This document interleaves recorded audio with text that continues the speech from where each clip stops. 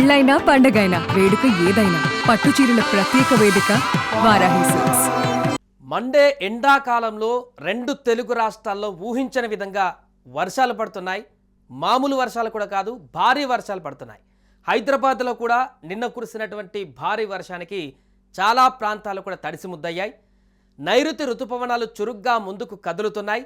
హైదరాబాద్ వాతావరణ శాఖ దీనికి సంబంధించి హెచ్చరికలు కూడా జారీ చేసింది. దాని ప్రకారం చూస్తే ఉత్తర దక్షిణ ద్రోణి ప్రభావంతో పాటు ఉపరితల ఆవర్తన ప్రభావంతో తెలంగాణలో వర్షాలు కురుస్తాయని కూడా తెలుస్తోంది. ఈ నేపథ్యంలో రానున్నటువంటి 2-3 రోజులలో ఇంకా భారీ వర్షాలతో పాటుగా రాష్ట్ర వ్యాప్తంగా అక్కడక్కడ వర్ష సూచనలు ఉన్నాయని వాతావరణ శాఖ అధికారులు తాజాగా వెల్లడించారు.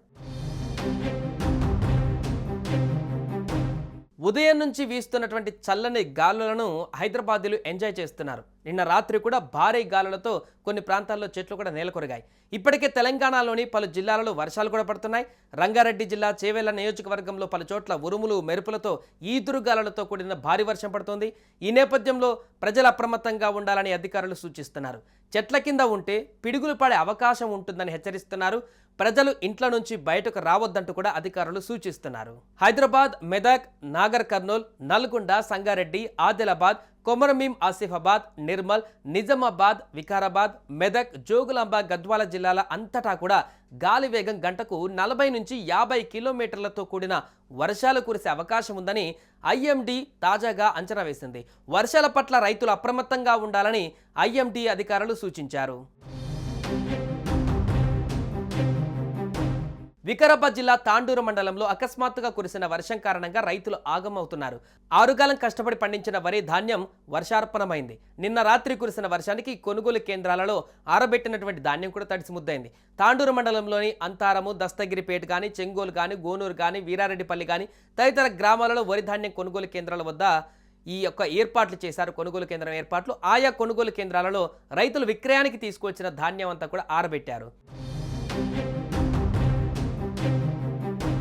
బుధవారం సాయంత్రం అకస్మాత్తుగా వర్షం కురిసింది. కొద్దిపాటి వర్షానికి కొనుగోలు కేంద్రాలలో ఆరబెట్టినటువంటి ధాన్యం బస్తాలు తడిసిపోయాయి. ధాన్యం తడపకుండా ఉండేందుకు రైతులు అవస్థలు పడ్డారు. అయినప్పటికీ ధాన్యం తడిసిపోయింది. దీంతో రైతులు ఆందోళనకు గురయ్యారు. తడిసిన ధాన్యాన్ని ప్రభుత్వం కొనుగోలు చేసి తమను ఆదుకోవాలంటూ విజ్ఞప్తి చేస్తున్నారు. మరోవైపు కొనుగోలు కేంద్రాలలో ధాన్యం రక్షణకు వసతులు, సౌకర్యాలు కల్పించలేదని విమర్శలు కూడా వెల్లువెత్తుతున్నాయి. ఈ నేపథ్యంలో అప్రమత్తంగా ఉండాలంటూ కూడా అధికారులు సూచనలు చేస్తున్నారు. మరొకవైపు ఏపీలో ఎండలు, వానలు రెండు ఏటైం కుమ్మేస్తున్నాయి. టెంపరేచర్లు 44 డిగ్రీలకు చేరువలో నమోదవుతున్నాయి. నేడు రాష్ట్రంలో పలు జిల్లాలలో వడగాలులు, పలు ప్రాంతాలలో వర్షాలు కురిసే ఛాన్స్ ఉందని కూడా వాతావరణ శాఖ తెలిపింది. పగటిపూట ఒక రకమైనటువంటి ఉష్ణోగ్రత, రాత్రిపూట అనూహ్యంగా మరొక రకమైనటువంటి ఉష్ణోగ్రతలతో 2 తెలుగు రాష్ట్రాలలో భిన్న వాతావరణాలు కనిపిస్తున్నాయి. ఇక ఏపీలోని నేడు అల్లూరి, మన్యం, శ్రీకాకుళం, అనకాపల్లి, కాకినాడ, తూర్పుగోదావరి, ఏలూరు జిల్లాలలో పలుచోట్ల పిడుగులతో కూడిన వర్షం, తేలికపాటి నుంచి మోస్తారు వర్షాలు పడనున్నాయి. ఈ మేరకు ఏపీ విపత్తుల నిర్వహణ సంస్థ ప్రకటించింది. అలాగే 41 నుంచి 43 డిగ్రీల మధ్య ఉష్ణోగ్రతలు రికార్డ్ అయ్యేటువంటి అవకాశం ఉన్నట్టుగా కూడా పగటిపూట చెప్పింది ఈరోజు. అదేవిధంగా రాత్రి అంతకంటే తక్కువ బిలో 30 డిగ్రీస్ ఉష్ణోగ్రతతోటి నమోదయ్యేటువంటి అవకాశం ఉన్నటువంటి విషయాన్ని కూడా వెల్లడిస్తుంది. ఏదేమైనా కూడా ఈ కొద్ది రోజులు అంటే ముఖ్యంగా 3 రోజుల పాటు జాగ్రత్తగా ఉండాలంటూ కూడా వాతావరణ శాఖ అధికారులు హెచ్చరిస్తున్నారు. సుమన్ టీవీలో మీ పర్సనల్ అండ్ బిజినెస్ ప్రమోషన్స్ కోసం కింది నెంబర్కి కాంటాక్ట్ చేయండి.